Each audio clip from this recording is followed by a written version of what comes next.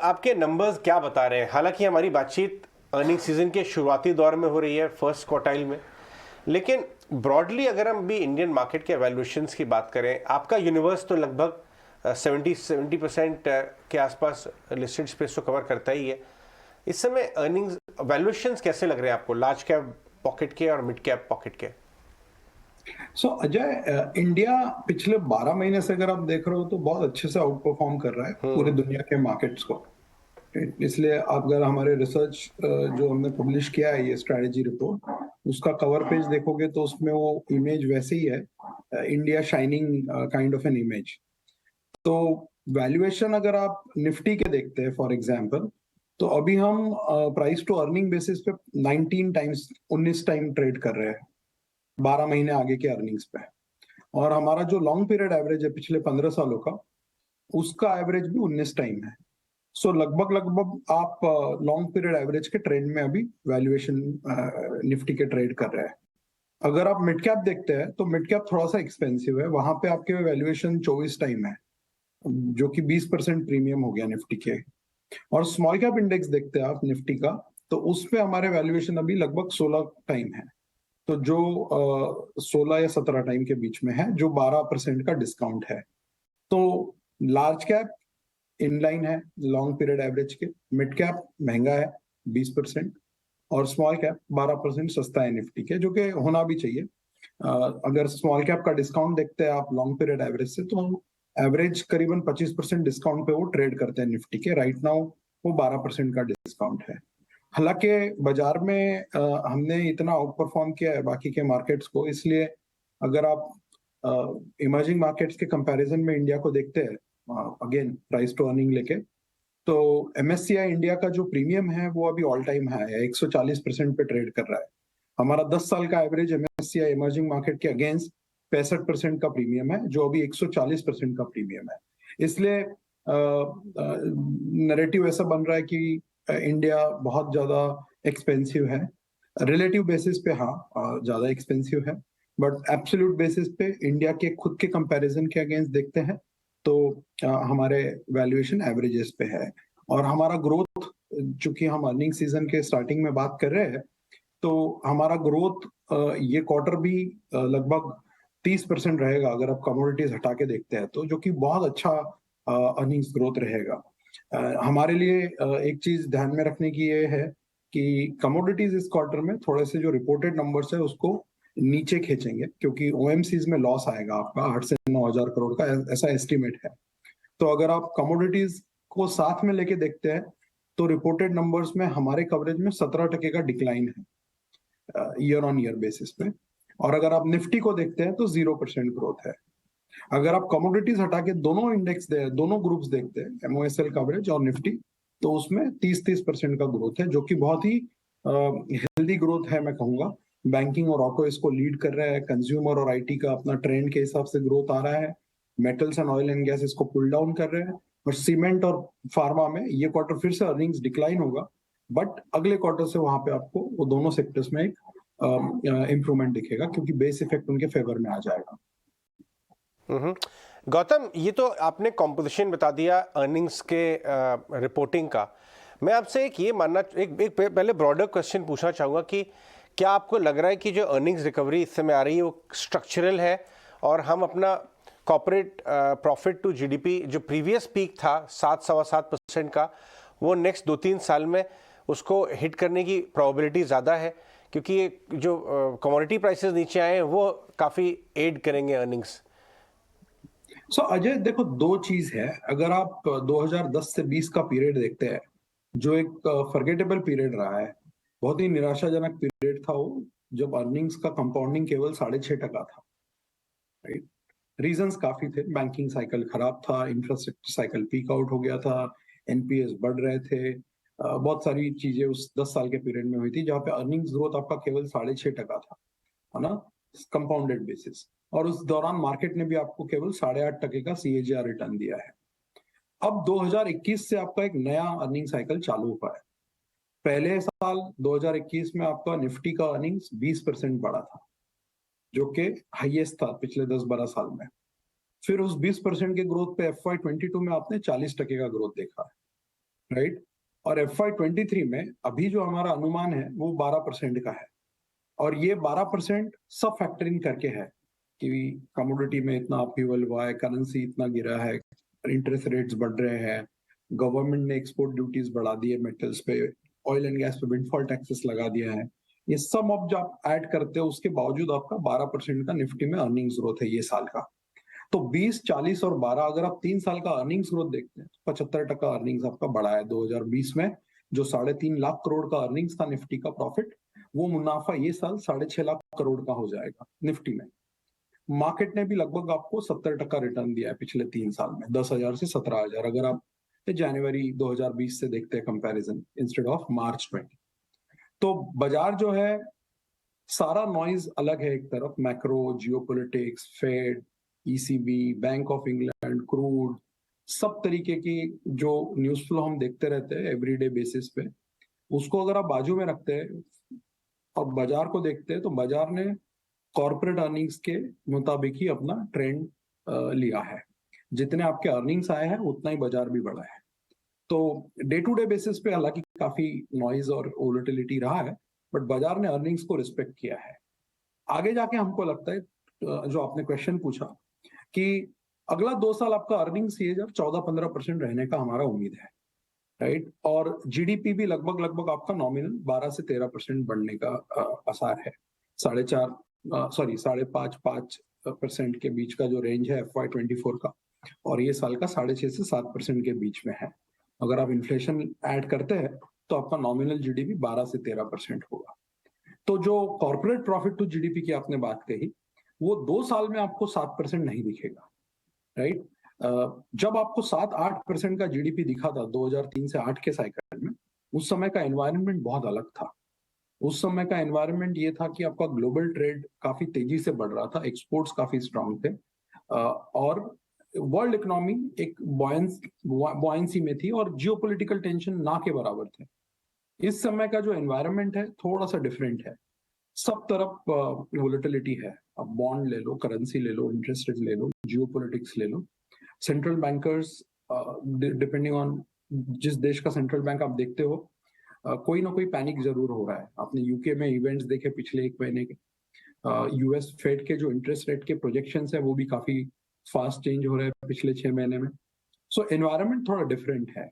ऐसे एनवायरनमेंट में आपको अगर कॉर्पोरेट प्रॉफिट टू जीडीपी जो अभी 4-4.5 के रेंज में है, उसको 7% 2 साल में जाते हुए दिखना थोड़ा डिफिकल्ट लग रहा है मुझे लगता है ये रेंज अगले 2 साल तक रहेगी, and it will be a good achievement, because ऐसे माहौल में अगर आपका अर्निंग्स 15% भी बढ़ता है CAGR बेसिस पे अगले 2 साल में, तो ये काफी अच्छा एक अचीवमेंट रहेगा इंडिया का। तुम गुड मॉर्निंग। सही कहा आपने। नतीजों की अगर बात करें, बाजार की उम्मीदों पर अर्निंग सीजन इस वक्त तो खरा उतर रहा है, लेकिन कमोडिटी करेक्शन पर आपका आउटलुक हम जानना चाहेंगे। कमोडिटी कूल ऑफ के सेंटिमेंट्स कितने इंटैक्ट रहेंगे, क्योंकि करेक्शन हम देख चुके हैं लेकिन सिचुएशन अब भी वॉलेटाइल है। क्या ये कहना सही होगा कि कमोडिटी इन्फ्लेशन का खतरा कुछ हद तक टल गया है इस वक्त? देखिए, कमोडिटीज पे मैं कोई व्यू नहीं लेना चाहता हूँ क्योंकि वहां पे मेरा एक्सपर्टीज ना के बराबर है। हम कमोडिटीज को मार्क टू मार्केट करते हैं। हमको नहीं पता था कि मार्च में जो एल्यूमिनियम का भाव 4,000 था LME पे, वो 6 महीने में 2,000 हो जाएगा।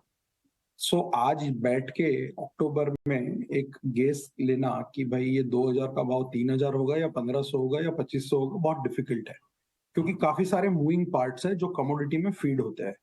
Global growth, geopolitical tensions, currencies, central bank actions. So बहुत डिफिकल्ट है कमोडिटी प्रेडिक्ट करना, इवन इन स्टेबल मार्केट। ऐसे मार्केट में तो अटेम्प्ट भी नहीं करना चाहिए।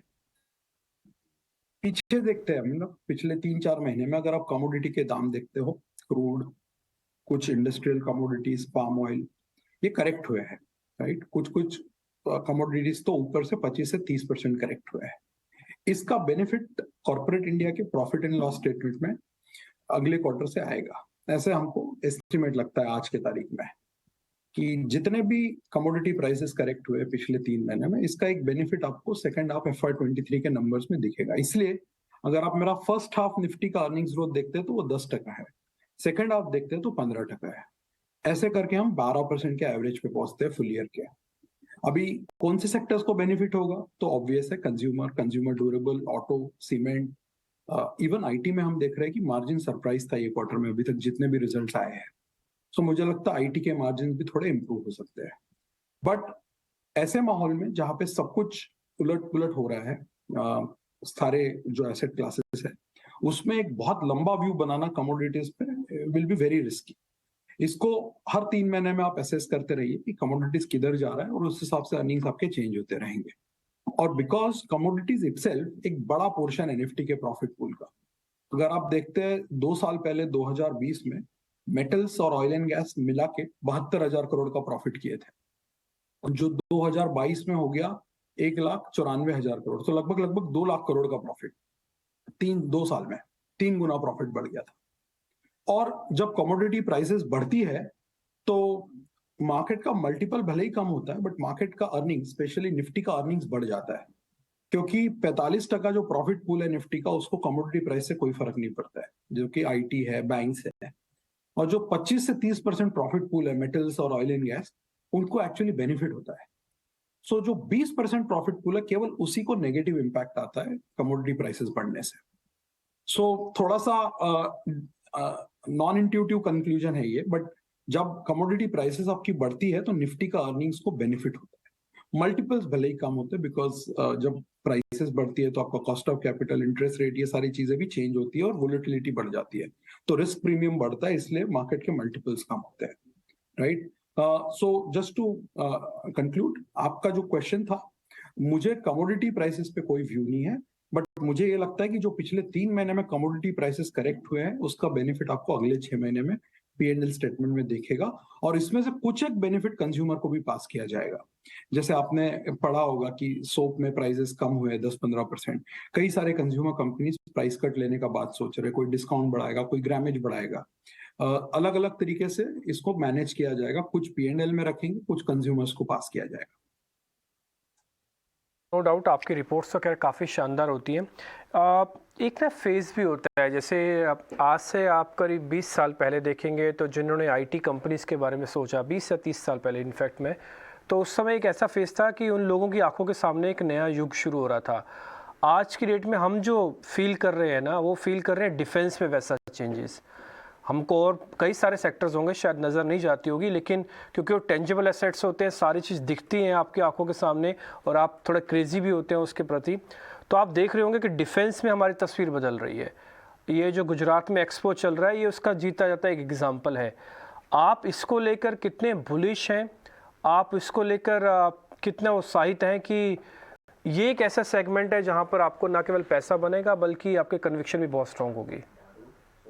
पहले तो एक केविएट, हमारा अभी डिफेंस पे कवरेज नहीं है, बट आपका जो क्वेश्चन है, मैं अगर उसको टॉप डाउन पर्सपेक्टिव से देखता हूँ तो 2 चीजें बहुत क्लियर है। एक कि इंडिया में जो मेक इन इंडिया का एक प्रायोरिटी चल रहा है, राइट, और अलग अलग तरीके से ये दिख रहा है आपको, PLI स्कीम्स में दिख रहा है, गवर्नमेंट के इंसेंटिव्स में दिख रहा है, इन जनरल जो फोकस है मैन्युफैक्चरिंग और एक्सपोर्ट्स में, और डिफेंस भी उसी का एक हिस्सा है कि आप इंडिजनाइजेशन करने का कोशिश कर रहे हो कि जितना आप इंडिया के अंदर बना सके और अपना इंपोर्ट डिपेंडेंस कम कर सके उतना, तो ये लॉन्ग टर्म में बहुत अच्छी चीज है, इसमें कई सारे कंपनीज को बेनिफिट भी होगा। बट ये भी ध्यान रखिए कि मोस्ट ऑफ द कंपनीज इस फील्ड में जो कंपनीज है वो PSUs है, राइट। सो इनमें एक इनहेरेंट रिस्क हमेशा रहेगा। दूसरा, काफी सारे ये स्टॉक्स चल चुके हैं ऑलरेडी पिछला 1 साल 1.5 साल में, तो अगर आप अब इसमें एंट्री कर रहे हैं तो ये आपको ध्यान में रखना पड़ेगा कि आपका काफी सारा अपसाइड ऑलरेडी मिस हो चुका है, राइट। अगर आप ऑलरेडी होल्ड कर रहे हैं तो मुझे लगता है कि यहाँ से भी आपका एक पैसा बनने का आसार काफी अच्छे है, क्योंकि अर्निंग्स ग्रोथ आता रहेगा, जिस तरीके के इनिशिएटिव्स गवर्नमेंट ले रही है और जिस तरीके का एग्जीक्यूशन कैपेबिलिटीज इन 4-5 कंपनीज ने डेमोन्स्ट्रेट किया है। बट इसको मैं आईटी वगैरह से कंपेयर करने की जल्दबाजी नहीं करूंगा, क्योंकि आईटी ने पिछले 25 साल में अपना क्रेडिबिलिटी एस्टेब्लिश किया है, हर एक क्राइसिस से वो स्ट्रांग होकर उभरे हैं। चाहे आप Y2K ले या 2001 का नास्डैक क्रैश ले, 2008 का ग्लोबल फाइनेंशियल क्राइसिस ले, 2013 का टेपर टेंट्रम ले, या 2017-18 का भी क्राइसिस, आईटी इंडस्ट्री जो इंडिया का है, इन्होंने अपने आप को एक बहुत स्ट्रांग तौर से एस्टेब्लिश किया है अलग अलग क्राइसिस से गुजर के। तो डिफेंस का अपॉर्चुनिटी बहुत अच्छा है, बट उसको अभी से आईटी के साथ कंपैरिजन करना मेरे हिसाब से थोड़ी जल्दबाजी होगी। आपके लार्ज कैप आइडियाज की लिस्ट देख रहा था, वहाँ रिलायंस इंडस्ट्रीज का नाम टॉप पे नजर आया। रिलायंस काफ़ी अंडर परफॉर्म किया है लेटली, इंडेक्स को भी मार्केट को भी। क्या सता रहा है इस स्टॉक में, क्या ड्रैग है आपके हिसाब से? अगर हम इसके अर्निंग कंट्रीब्यूटर्स को देखें, क्या अभी बाजार इसकी न्यू एनर्जी स्टोरी को पूरी तरह डिस्काउंट नहीं कर पा रहा है, समझ नहीं पा रहा है? इसके बिजनेस मॉडल को कैसे देखते हैं आप? देखिए अजय, रिलायंस एक बहुत बड़ा स्टॉक है, बेंचमार्क स्टॉक है। सो ये बहुत रेयरली आप देखोगे कि बेंचमार्क से अलग डायरेक्शन में अब दौड़ रहा है, राइट। दूसरा, स्पेसिफिक टू रिलायंस, जीआरएम्स काफी कूल ऑफ हो गए पिछले 4 महीने में, राइट। स्लो डाउन का बात हो रहा है, यूएस में रिसेशन, यूरोप में रिसेशन। आपके जीआरएम्स आप देखिए बीच में नेगेटिव हो गए थे, वापस से 3-4 के रेंज में चल रहे हैं। एक बड़ा ड्राइवर होता है जीआरएम रिलायंस के स्टॉक के लिए। दूसरा, आपका टेलीकॉम और रिटेल में स्टोरी वेल एस्टैब्लिश है अभी, लेकिन ये स्टॉक चलने के लिए फिर से कुछ पॉजिटिव कैटलिस्ट का उभरना जरूरी है। तीसरा, जो न्यू एनर्जी का आप बात कर रहे हैं उसमें कैपेक्स हो रहा है, बहुत स्ट्रॉन्ग इनिशिएटिव्स उसमें लिए जा रहे हैं, लेकिन इसका जो बेनिफिट है ऑब्वियसली, बिकॉज ये बहुत लॉन्ग टर्म बिजनेस इनिशिएटिव्स होते हैं, इसमें जो गेन्स आपके आने होते हैं उसको काफी टाइम लगेगा, राइट। सो जब तक आपका इंडेक्स लेवल पे एक क्लियर डायरेक्शन नहीं उभरता है, आप देख रहे होगे पिछले 3-4 महीने से इंडेक्स 17,500 16,800 के रेंज में है। और रिलायंस जनरली, जहां तक मेरा अनुमान है, वो तब चलता है या गिरता है जब इंडेक्स का डायरेक्शन क्लियर होता है।